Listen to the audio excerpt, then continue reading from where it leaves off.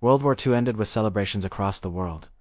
But beneath the victory was a new tension waiting to explode. Two nations, the United States and the Soviet Union, had fought together to defeat Hitler. Yet the moment the war ended, their alliance fell apart. This is the hidden story of how World War II didn't just change the world.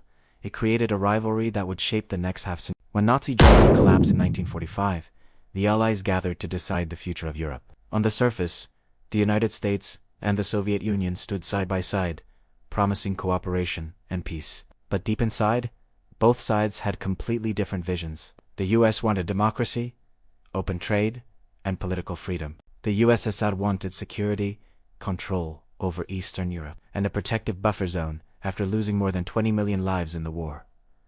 The seeds of conflict were already planted. As the Red Army moved across Eastern Europe, the Soviets installed friendly governments everywhere they went. To Stalin, this was survival. To the West, it looked like expansion. And while Western Europe rebuilt under American support, the East fell behind an invisible barrier that Winston Churchill would famously call the Iron Curtain.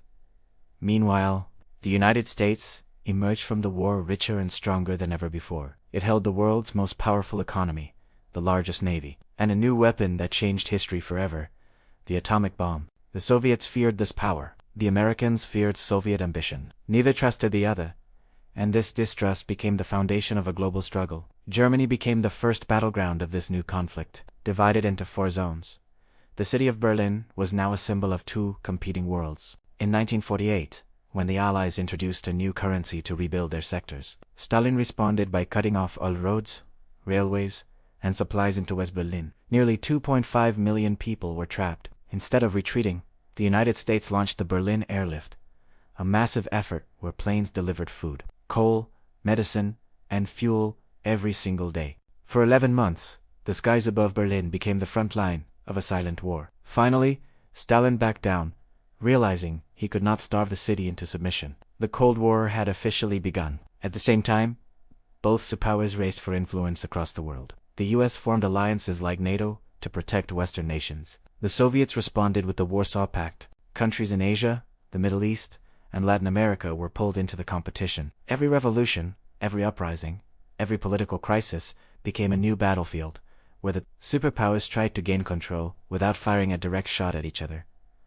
Nuclear weapons made open war impossible. Each side knew that a single mistake could destroy the planet. So instead of direct conflict, they fought through spies, propaganda, economic pressure, and proxy wars. From Korea to Vietnam, from Cuba to Afghanistan, the rivalry spread everywhere. And all of it, every confrontation, every crisis, every moment of global tension, began with the end of World War II. The world expected peace after Hitler's defeat. Instead, it entered a new era of fear, secrecy, and global competition. The Cold War was not born from a single event, but from the clashing dreams of 2 victorious nations. World War II did not end global conflict. It simply changed its shape. As we look back today, one thing is clear. The day the war ended was the day a new struggle began. A struggle that defined the modern world and shaped the destiny of nations. And its first spark was lit in the ruins of